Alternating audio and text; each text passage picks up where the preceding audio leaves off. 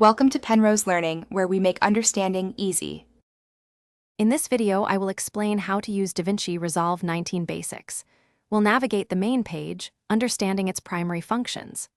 Along the bottom, you'll see 7 dedicated pages, each designed for a specific task. For instance, the media page is for importing, while the edit page is where you assemble your story.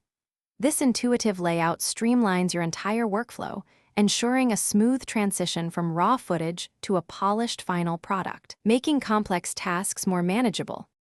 Bringing your footage into DaVinci Resolve is simple and efficient. Head over to the media page, then locate your files in the File Explorer panel on the left. You can simply drag and drop your video clips, audio tracks, and images directly into the media pool.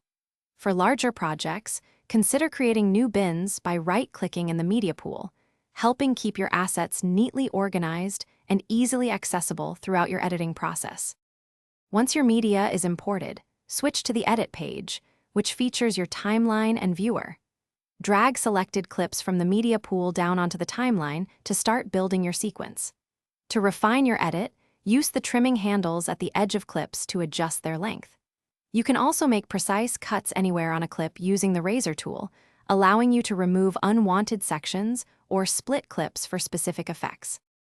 For a professional look, navigate to the Color page, which offers extensive tools for visual enhancement. Begin by making primary adjustments using the color wheels or the custom curves. Focus on correcting your image's exposure, contrast, and overall color balance. A critical first step is often setting accurate white balance, which removes any unwanted color casts, ensuring your footage looks natural and true to life before you apply any creative grading decisions. Thanks for watching. If this was helpful, leave a like and consider subscribing. See you next time.